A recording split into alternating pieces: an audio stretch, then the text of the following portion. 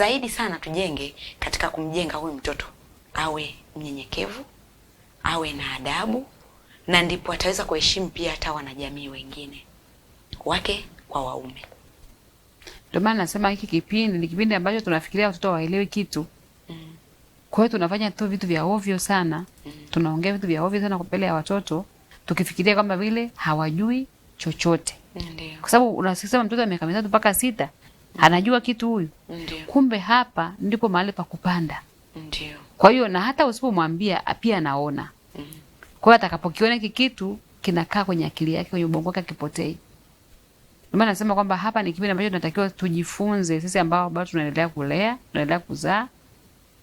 Ndio maana nasema mwanzo nilisema kama tulikosea, sasa tumekosea, lakini nashukuru Mungu kwamba naamini kwa neema ya Mungu tumevuka salama. Ndio. Lakini ni sehemu ambayo tunafikiria kwamba mtoto ajui kitu. Kwa akili za kibinadamu tunafikiria kwamba mtoto ajui nini? Ajui Ni kitu. mdogo.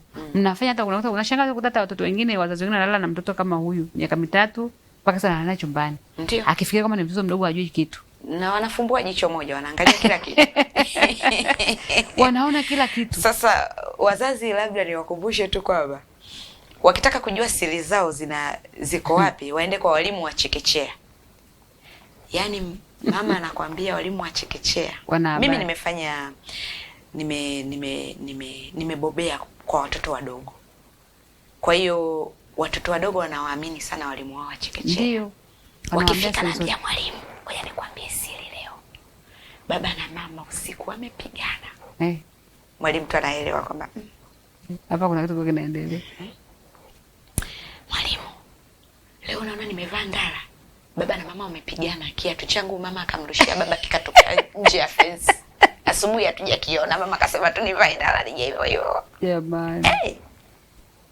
Kwa watoto umri huu wanajua kila kitu. Yaani na kuna mwingine akawa anamsimulia mwalimu wake, anambia mwalimu, mimi nalala na baba na mama. Yaani baba na mama kuna muda sio wanafanyaje, wanasukumana, afu mimi nasikia joto, natoka majasho. Kwa hiyo sasa wazazi tunawakumbusha. Yaani hata kama una chumba kimoja, ndio hicho cho Mungu amekubarikia. Basi yani uwe na Mungu akupe ufahamu wa kutosha. Uweke kapasi. Yaani sijui ufanye ratiba gani utajua mwenyewe, lakini usiharibu. Yaani usimwambie atajua atafanyaje. Yaani iko hivi. Nataka kama ni chumba kimoja na kitanda kimoja. Si kuna vitanda vya watoto jamani. Hicho kimoja lakini awe na kitanda chake. Hivi unaweza kukata kapazia. Maki huyu unaona, yani bana kwambia hivi tunakosea tukifikiria kwamba watoto ni wadogo. Hawaelewi kitu. Kumbe hao watoto yani tena hapa nakwambia hivi, yani ni kama kompyuta, wanadaka kila kitu. Alafu kuna saa vinakuja saa vinatoka. Alafu yeye anapoenda kuongea ajui kama ni vitu vya siri. Kwamba asiseme. Hajui. Yeye anaongea na mtu yoyote. Sasa unakuta tunajichora, tunachoreka huko nje. Kwa mimi nafikiri hivi, kama umesema pointi ya msingi kama baba, tusionyeshe dharau, usiongee habari mbaya kwa watoto. Ndio. Inayomhusu baba. Tumesema hapa tusifiane, umuonyeshe mtoto kwamba ni wewe mtoto wa kiume kwamba wewe ni kama baba, unamwona baba alivyo, wewe ni mwanaume kama baba alivyo, wewe utafanikiwa, utakuwa mtu mkubwa, utakuwa mtu fulani, unamjengea hivyo. Na wakati ukimwangalia baba yake. At the same time na wewe mtoto wa kike na wewe unamsifia kupitia mama yake, sababu ndani muona. Ajue kwamba mama kumbe anaweza, kumbe mama anaweza kufanikiwa, kumbe mama yani hivyo unamjengea kumpitia kitu ambacho anakiona. Kwa hiyo kwa namna hiyo tunapofanya vile tunajenga ile hali ya kuwa na adabu na kuwa na heshima. Kwamba mama hata mtoto wa kike, labda kwa mfano kama unavyosema, mtoto huyu labda wa kiume alikuwa anajaribu kuonesha ile hali ya kumdharau baba, au anataka kupigana na anamwambia wewe baba apigwagi. Ndio. Baba huwa apigwi. Huwezi kumpiga baba yako. Wewe ni babako, huwezi kumpiga. Umesikia mwanangu? Baba apigwi. Anaheshimiwa. Maana kuna watoto kadogo kanataka baba labda anasema hivyo na kanataka kuinua mkono. Anambia wewe, shusha mkono huo. Ukifanya hivyo baba ni vibaya. Baba huwa apigwi. Au mtoto kakike na kenyewe kanataka kuleta dharau, sasa kanaonyesha sijui labda anaona mama amemkosea, baba amemkumbatia, anaanza kuonyesha kama mama amekosea, mama alichokuwa nakwambia alikuwa anakufundisha. Mama alikuwa anakuelekeza. Mama huwa akosei. Kwa hiyo kwa namna hiyo unapomwambia vile unamjenga mtoto kuwa na nidhamu na heshima, lakini mwisho wa siku aweze kupata baraka. Kwa sababu kama atakuwa amejifunza kuanzia akiwa umri huu, akawa na heshima, akawa na nidhamu, utakuta baba atakuwa na uchungu na mtoto wake wa kiume. Ndio. Na mama atakuwa na uchungu na mtoto wake wa kike. Ndio. Wataanza kuwa na ile heshima, hakutakuwa na hali ya mashindano. Kwa sababu nilisema mwanzo kwamba to balance. Mtu anasikia ile nguvu kutoka ndani, kwa sababu ni asili. Na sisi wazazi tuna kazi ya kubalance. Tusiache zile ile nguvu ikawamiliki, ile nguvu ikawatawala. Yaani sisi tuipunguze kwa kuwajengea, kwa kuwaeleza vizuri kwa habari ya pande zote mbili. Ndio. Yule ambaye yuko upande wa baba amuelekeze, amwambie huyu ni mama. Ndio. Mama anatakiwa kuheshimiwa, mama anatakiwa kupendwa. Mama akikwambia kitu anatakiwa kusikiliza. Unamjenga hivyo mtoto wako. Na mama na baba na mama at the same time naye anafanya hivyo upande wa pili. Kumuonya mtoto wake. Ili kwamba sasa kwa pamoja wote wawili, mimi nisio maana unajua kama nilivyosema, unakuta mtoto mwingine baba anakuwa na uchungu na mtoto tu wa miaka 5 6, anaanza kumchukia mtoto kabisa. Ndio. Anamchukia sababu gani? Anaona ile mashindano. Kwamba kama tuko wanaume wawili hapa. Ndio. Unaona? Anaanza kumchukia, lakini ukiangalia huyu mtoto kama katika hali ya kawaida hawezi kumchukua mama yake akawa mke wake kabisa. Hawezi. Unaona? Lakini sasa kwa sababu ya ile tu hali ya kufafanua, kupambanua, unaingia hasira. Na unamchukia yule mtoto na mama yake. Ndio. Unaona wanafanya hivyo. Ndio. Anamchukia, anasema huyu na mama yake wamekuwa kitu kimoja. Ndio. Na unakuta hiki kitu kisiposhughulikiwa, unakuta kinapokuwa inafika hatua, unakuta sasa baba ametengwa. Mama na watoto wake wanakuwa kitu kimoja. Ndio. Na nimekuja kuona hata mama wengine ambao sasa unakuta wameharibikiwa, na unakuta ni wachoyo, wanakuja wanakula na watoto wake, anasahau baba. Ndio. Kwa baba anaanza kuwa mpweke. Baba apewi, anakuwa mpweke, hashirikishwi. Kuna vile vitu vidogo vizuri vya kufurahisha nyumbani hivi. Hata kucheza. Unajua wazazi wengine hawapendi kucheza na watoto wao. Yaani unakuta mama anacheza na watoto wake, akirudi tu baba wamenuna. Wakati atakuwa na yeye pia aingie kwenye ule mchezo pale, wafurahi pamoja. Ndio. Kwa hiyo unakuta kuna vitu ambavyo tunaviona kama ni vidogo lakini vina madhara makubwa baadaye. Kwa hiyo tuwajengee ili jambo kwamba mtoto ajue wazi kwamba huyu ni nani. Na anatakiwa kupendwa, kwa sababu lazima jinsi unavyoongea mama habari nzuri za baba, akiwa hata hayupo, unavyomsifia, unavyojenga mahusiano mazuri na baba na baba, unavyomheshimu baba, unavyomhudumia baba, watoto wanajifunza. Kwa hiyo naona kumbe ndivyo inavyotakiwa kufanyika hivi. Kwa hiyo unakuta na ndivyo ilivyo hata kwa upande wa mama. Kwa hiyo tukifanya namna hii, tutakuta mwisho wa siku watoto wetu wanakuwa atui na machungu nao. Umesema pia habari ya mabinti. Mabinti wanafika mahali sasa anaanza baba labda, na nimekuta ile ni tatizo ambalo wababa wanashindwa kujicontrol. Ndio. Kwa sababu ya zile hisia ambazo wanazo kwa mabinti zao, na ni jambo tumesema ni la asili kabisa. Ndiyo. Unakuta sasa ana mabinti labda hata 2 3. Unakuta mama pale ndani hapumui. Yaani anaendeshwa. Yaani sasa watoto wanaungana baba yao, hawana time na mama ana time na baba. Yaani mama hapumui. Unakuta sasa kama ni shopping atafanywa mtoto wa kike. Mama apate tena nafasi. Au akitaka kuonya mtoto wa kike, baba anasema acha mtoto wangu, acha mtoto wangu. Naona vitu kama hivyo. Alafu sasa unakuta sasa mama bahati mbaya umepata watoto wa kike wote. Labda mtoto wako 3 4 wa kike hapo ndani. Hebu unaweza kufikiria mama yuko kwenye mazingira gani? Kuna kesi moja nilikuta, baba anampeleka mtoto wake wa kike saluni. Anasuka nywele hata za 30,000. Lakini mke wake ukimuona hata mafuta kupaka hana. Yaani nikaambia hapana, hii sio sawa. Huyu amewakuta huyu. Unajua wazazi wengi wanashindwa kujua kwamba watoto tunakuwa nao kwa mwaka 0 mpaka miaka 12. Ndio. Yaani mtoto akishafika miaka 12, huyo sio kwako. Huyo ni wa jamii. Ndio. Yaani wa kwako ni kuanzia 0 mpaka 12 years. Kwa hiyo wewe unavyotaka kuvipanda vyote, panda huo umri. Baada ya hapo ataondoka, atawaacha nyinyi wawili. Alafu sasa fikiria umeshaweka damage pale, umeshaharibu mazingira pale. Kwa hiyo unakuta kwamba sasa inatakiwa sasa huyu baba lazima ajue kubalance. Kwamba watoto wako wa kike 4 wako pale. Msimnyanyapae mama. Na nyinyi watoto wa kike msimnyanyapae mama yenu. Ndio. Na nisanye mabinti mtazama hapo. Kwamba msifanye mama akashindwa kupumua, kwa sababu tumesema kwamba hiyo ni nguvu ambayo ni ya asili. Sasa unakuta kama baba asipojua namna ya kuitawala hiyo hali, na nyinyi tu akiwa msipojua jinsi ya kutawala hiyo hali, unafanya ile mama pale anakosa amani. Kwa sababu anajikuta sasa hana nafasi. Ukitawala baba kama kwenye makochi wamekaa hivyo, wamekuta wamejitandaza wote. Wamekumbatia baba yao. Wamekumbatia baba yao. Baba anasikia. Baba anasikia raha. Anasikia raha. Na wale wanasikia raha. Kwa mama kwa anaambia, utajiji mwenyewe huko. Wewe, hiyo mnatafuta laana.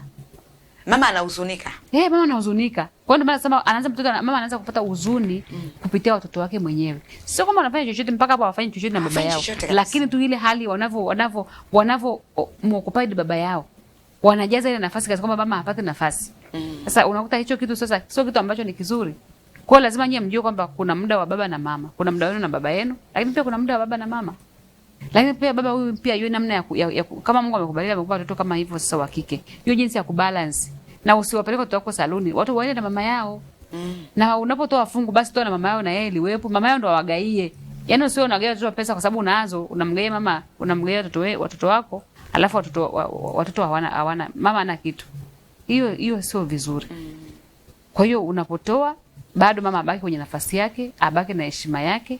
Yeye ndo mama hawagaia watoto wake, kama wanaenda saluni, wanaenda kusuka, basi waende wote na mama yao. Lakini sio wewe unawapeleka alafu unamwacha mke wako hapo. Kama unavyosema, kuna muda watoto wataondoka, utabaki wawili. Mnabaki mnaangaliana kama wageni. Sasa tunakuwa wageni wa nani sasa? Kwa lazima wageni wawili mnarudiana tena. Hao watoto wetu waliokuja, Mungu ametupa ni baraka, ni zawadi. Wasiondoe furaha yetu. Ndio. Wasiondoe amani yetu. Na mimi hapa ndio ninachotaka kuongea ni kwamba unakuta mara nyingi sana kwamba watu wakishaoana wakapata watoto wanahamishia furaha kwa watoto. Wanasahau kama wao walikutana wawili. Ndio. Na watabaki kuja wawili. Watabaki plus. Yeye itakavyokwenda, iwe itakavyokuwa, hawa ni watoto wale wamekuja ni zawadi, wasichukue nafasi ya yoyote. Mtoto wa kiume asichukue nafasi ya baba yake. Wala mtoto wa kike asichukue nafasi ya mama yake. Bado nyinyi mkae kwenye nafasi ya watoto, mwe baraka kwetu, mtuheshimu sisi wote wazazi, na sisi tuwapende nyinyi wote. Kwa sababu hata katika hiyo hali ya kufanya hivyo, tunahitaji mtoto wa kike anahitaji upendo wa mama bado. Ndio. Mtoto wa kiume anahitaji wa kike anahitaji upendo, wa kiume anahitaji upendo wa baba. Sasa umenikumbusha kitu cha msingi sana mama hapo. Kwamba wakati mwingine sasa wakishindwa kubalance. Si unaona wewe mtoto wa kike anatamani sana kukaa na baba yake. Ndio. Kwa hiyo baba akiwepo hataki kujishughulisha na mama yake. Kumbe kwa mama inatakiwa jifunze kupika. Ndio. Vitu mbalimbali, vitu vidogo vidogo kama maandazi, vitumbua, si chapati. Mtoto wa kike anajifunza kwa mama yake. Kama asipojifunza ndio mwisho wa siku akiolewa anakuwa hajui kupika. Hajui chochote sasa. Kwa sababu hakupenda kukaa na mama. Lakini wewe mtoto wa kiume kuna zile kazi za kibaba baba. Anashindwa kujifunza, si kutengeneza si bustani. Kutengeneza vitu vidogo vidogo vikiharibika sio kila kitu mpaka fundi aitwe. Hapana. Mtoto wa kiume yani nyumbani mtoto wa kiume ni fundi. Ni fundi. Sasa anashindwa kufanya ule fundi. Muda mwingi yuko jikoni anaonja mboga. Yaani kuna nyumba nyingine mama akipika pika anamuita mtoto wake kiume, njoo mwanangu. Anampakulia kidogo, anamuonjeshia kule jikoni, anaonja onja, afu anajipukuta anarudi ndani. Kumbe mama anasahau kwamba anaharibu mtoto. Hiyo ni mbaya sana. Amesahau kwamba huyu atakuja kuwa mume wa mtu. Sasa anamshauri vitu vya kike baada ya kumwonyesha namna ya kuwa mume. Kwa matokeo yake mtoto anapenda tu kuonja onja. Katoto kakikao kanakuwa na vitabia kwa majirani naomba nionje. Sasa tunasema kuonjeshwa jikoni kwa mama yake. Ameenda ugenini mmeenda. Naomba kuonjeshwa. Haisemi na hizo tabia tunakutana nazo kwenye counseling room. Ni vitu vina na wakati huo ukifanya hivyo unafikiri kama unafanya vizuri tu, unampenda, kumbe unamharibu. Na mimi nafikiri kabisa kwamba sisi wazazi, tuseme wa mama na wa baba na walezi kwa ujumla, kuna vitu ambavyo tunaweza tukashangaa, tunasema shetani, lakini kiuhalisia shetani hamna. Shetani ni sisi wenyewe. Hakuna shetani kabisa. Ni mchakato ule. Lakini kuna tabia zetu ambazo tumefanya yamkini kwa ujinga wetu tukashindwa kufanya vizuri, tukaribu watoto wetu. Na leo tunamlaumu nani? Tunamlaumu. Mimi nakumbuka kuna siku moja nilikutana na kesi moja. Mtoto hivyo amefika hatua ile kupendwa na baba yake, amependwa na baba yake. Baba anampeleka shule na gari, anafanya nini? Mwisho wa siku baba akakuta sasa ameingia kwenye kuwaka tamaa kwa mtoto wake. Na alipoingia kwenye kuwaka tamaa kwa mtoto wake, mwisho wa siku ameingiza mtoto chumbani. Mtoto amefika mahali mama ndo anakimbia chumba sasa. Mtoto amenunuliwa gari. Hebu just imagine kitu kama hiki nakukuta. Yaani mtoto mpaka kampiku mama. Unafanyaje? Unaenda kumweleza nani? Hizo ni kesi ambazo sasa ndo tunakutana nazo nyingi. Na familia nyingi wanasema Usimwambie mtu. Ndio hicho sasa. Utaibisha familia. Leo unakuta mtoto kabisa ameshamiliki baba yake. Na baba unakuta sasa ni mama unavimbiwa kwa sababu unaenda kumwambia nani kwamba mtoto wako amekuchukulia mume wako. Unaogopa. Unamwambia nani? Kwenye jamii unaonekana kama umelogwa. Unaona? Ni vitu ambavyo yani huwezi kuongea lakini vinakutesa. Ndio maana mama anakupa pressure. Amekufa ghafla. Kumbe ni nini? Mtoto wake mwenyewe aliyemzaa amemkuta. Na mtoto asikia ambiwi. Anasema baba amenipenda. Na usiombe mtoto wako akakugeuka jamani. Mbaya. Anakuwa kama nini? Ni mbaya sana. Kwa hiyo tunaomba Mungu tu kwamba wababa, wazazi tujue namna ya kubalance. Tunasema ni kweli kuna upendo huu ambao ni msukumo wa asili. Ni upendo ambao unatokana na maumbile na vile Mungu alivyotuumba, lakini lengo lake sio uharibifu. Kwa sasa sisi ambao tunamjua Mungu, tunaufahamu, lazima tusimame katika nafasi zetu, tusiharibu familia zetu. Kwa sababu ukishaanza kitu cha namna hiyo kwa mtoto wako ni laana. Umeharibu kizazi chako mwenyewe. Kwa sababu Biblia imesema wazi kwamba mtoto wewe mbaba usije ukilala na mtoto wako ni laana. Maana yake umeharibu kizazi chako. Kitakuwa ni kizazi ambacho hakiwezi kusogea kabisa. Hata kama utazaa mtoto kwenye yani just imagine ukamzalisha binti yako. Yule mtoto atakufa, hawezi kuishi. Hawezi kuishi. Kwa maana unalaani kizazi chako. Kwa hivyo ambavyo ongeza kuvi control. Lakini unakuta kwa sababu anasikia kule ndani anasema na mwingine anasemaje, nakula mali yangu mwenyewe. Wanaona kama si matunda yangu. Nakula matunda yangu. Kweli? Hawa watakuwa ni watu ambao hawana ufahamu. Yani. Kibiblia ni kosa. Ni dhambi mbaya sana. Asante sana mama. Natumaini mzazi, mlezi, mwanajamii ameweza kuelewa jinsi ambavyo watoto kwenye hii stage ya makuzi wanaweza wakasaidiwa, lakini wazazi pia tukajisaidia wenyewe. Ndio. Kumbuka nilisema kwamba kwenye hii stage kuna mambo mawili ambayo nataka tuyazungumze. Hilo tulikuwa tunazungumza jambo la kwanza. Sasa jambo la pili ni katika hii stage ya miaka 3 mpaka 6 ni mtoto anakuwa ametambua jinsia yake. Yaani ni katika hichi kipindi cha makuzi. Ndipo mtoto anajigundua, mimi ni mwanaume au mimi ni mwanamke. Nina jinsia ya kiume. Yaani sio kitendo cha kujua kwamba yeye ni mwanamke. Kwamba mimi nina jinsia ya kiume. Na jinsia ya kiume ni ipoje? Na mtoto wa kike anajua kwamba mimi ni mtoto wa kike. Yaani mimi sina jinsia ya kiume. Kwa hivyo vikienda kucheza, vinachukua na sisi wanaume, twende tukacheze. Yaani vinacheza, hii ni michezo ya kiume hii. Sasa kwenye hii hatua kuna mambo mengi katika malezi. Kwanza, mtoto anakuwa na hamu sana ya kumchungulia mama yake. Aone kwamba mama naye ni mwanamke, sasa na yeye yupoje. Na mtoto wa kiume anajua kabisa kwamba babangu mimi ni mwanaume mwenzangu, lakini nataka nimuone, yani yupoje. Kwa ndio maana unakuta mtoto anaingia chumbani bila kugonga ili yani anatamani naye aone kwamba baba yupoje, mama yupoje, akiwa hajavaa nguo wapoje hawa.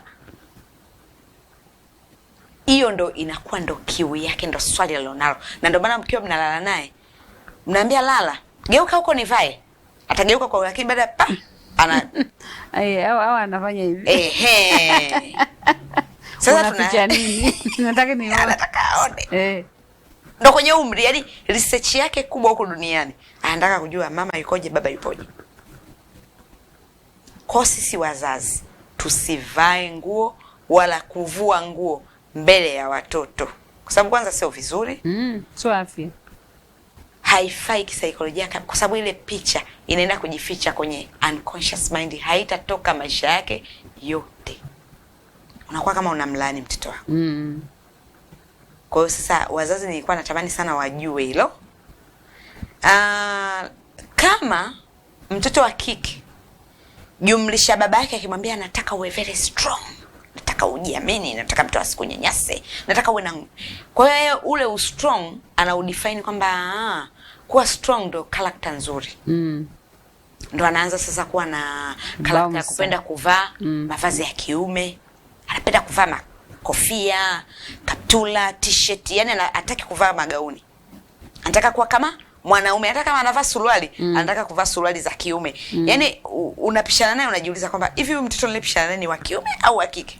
Nataka na ile ya kwenda anatembea muondoko hadi muondoko ule wa kiume na nini. Sasa kwa mzazi anaanza kusema jamani, yani huyu mtoto yani anapenda kuvaa kama mwanaume vile, hajui kuna mbegu inapandwa. Mwisho wa siku anakuja kuwa yeye ndo msagaji. Anakuja kuwa msagaji.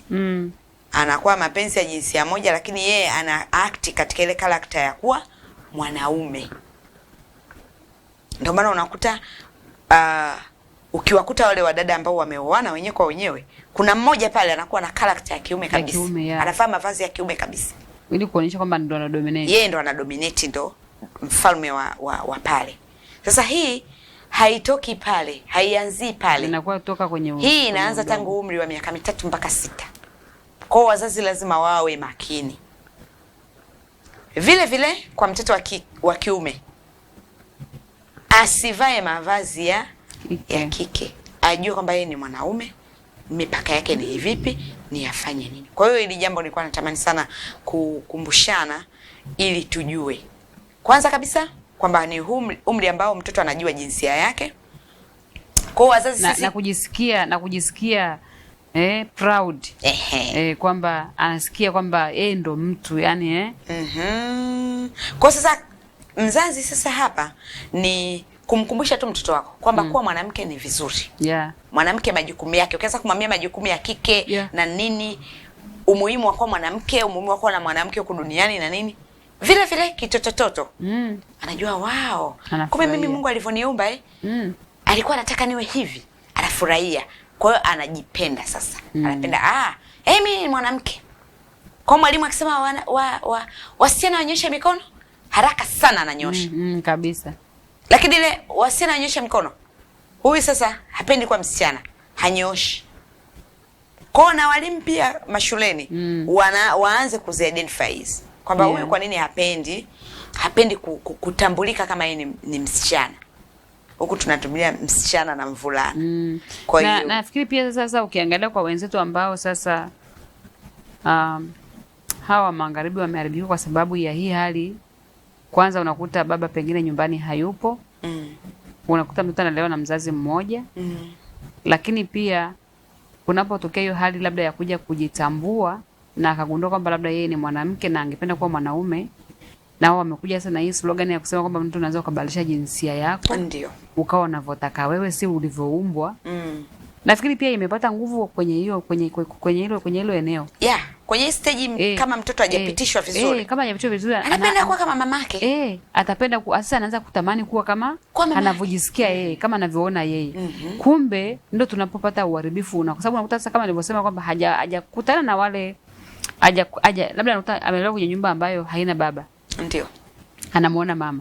Kwa hiyo unaona mtoto kama ni mtoto wa kiume anatamani kuwa kama mama yake. Hapo sasa mama amesahau kumkumbusha kwamba yeye ni mtoto wa kiume. Yes. Unaona sasa akifika tena napo shuleni shetani alimeingia na yenyewe akapitia kwenye huo dhaifu, akapitia pale kwamba sasa kumbe mtu anaweza kaamua awe anavyotaka yeye. Kwamba kwa sasa hivi unajua ndio hii sasa hivi Trump anagombana naye kwa sababu alisema kwamba walikuwa kwa sasa hivi anakuambia huwezi kusema kwamba kulikuwa kuna zile kwamba huwezi kuniuliza mimi ni wa kike au wa kiume, usiniulize mimi jinsia. Lakini pia kwa kuna zile nguo walikuwa wameshaweka kwamba kuna hizo nguo za kike, hizo nguo za kiume.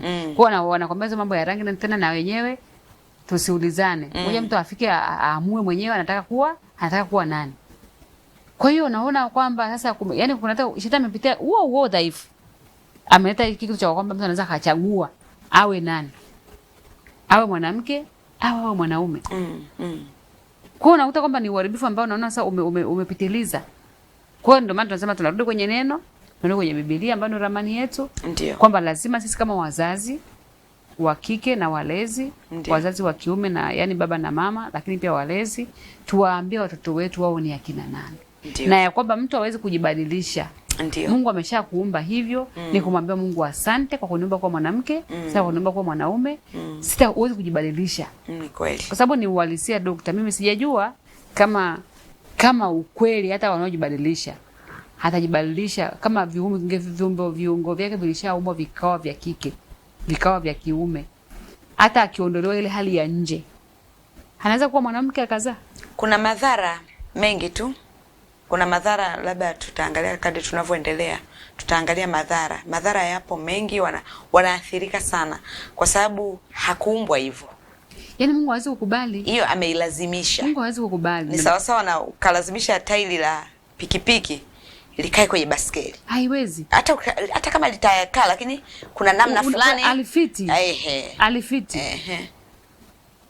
Kwa hiyo ni hivyo. Haya ni madhara ambayo yanatokea. Madhara ni mengi, lakini tu niseme kwamba sisi ambao tuna neema ya kumjua Mungu na ambao tunatamani bado kumheshimu Mungu wetu na kuheshimu uumbaji, tuwaelekeze watoto wetu, tuwatie moyo watoto wetu, tuwaambie wajifurahie vile ambavyo Mungu amewaumba. Kama ni mwanaume afurahie kwa mwanaume na mwanamke afurahie kwa mwanamke, kwa sababu ndivyo Mungu alivyomuumba kwa kusudi lake na kwa ratiba yake.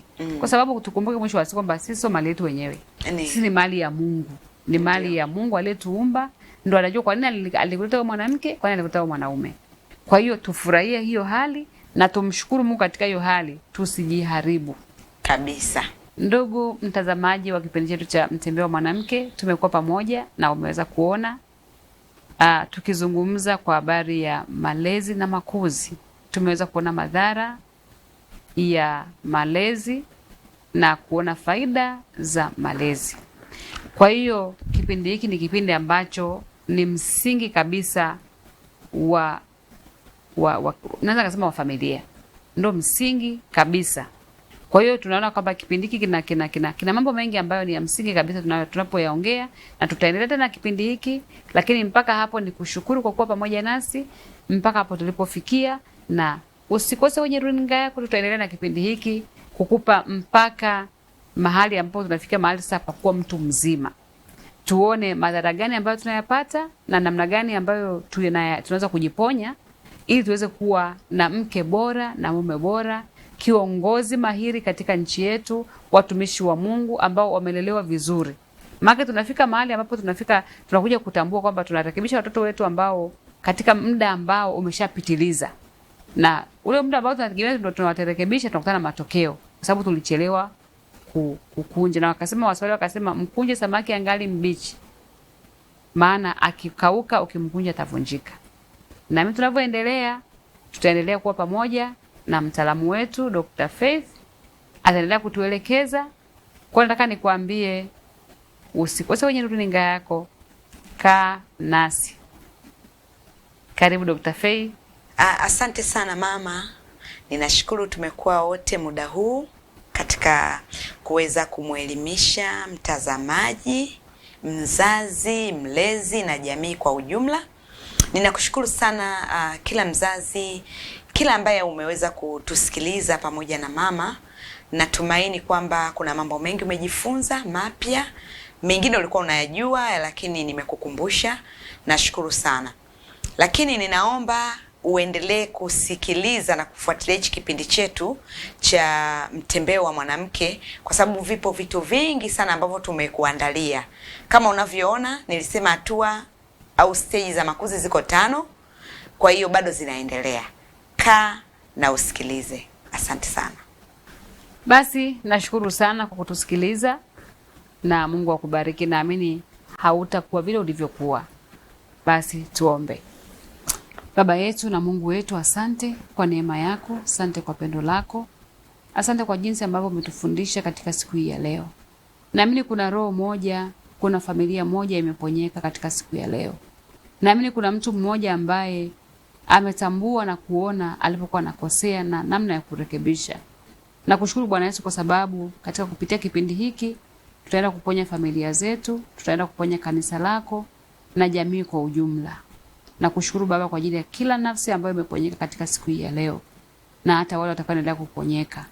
Neema yako endelee kuwa pamoja nao na wafunika damuni mwako. Hata wale ambao walikuwa wamefikia hatua ambayo imekuwa mbaya, najua Roho yako Mtakatifu atawasaidia na kuongoza ili wakaweze kurejea kunako ile njia uliyokusudia toka mwanzo kwa ajili ya utukufu wa jina lako. Nami naomba hivi na kushukuru katika kwa Mungu Baba na Mwana Roho Mtakatifu. Amen. Amen. Asante sana. Asante sana. Ulikuwa nami Mtume Eliakunda Mwingira pamoja na Dr. Faith. Mungu akubariki sana, tunakupenda. Bye.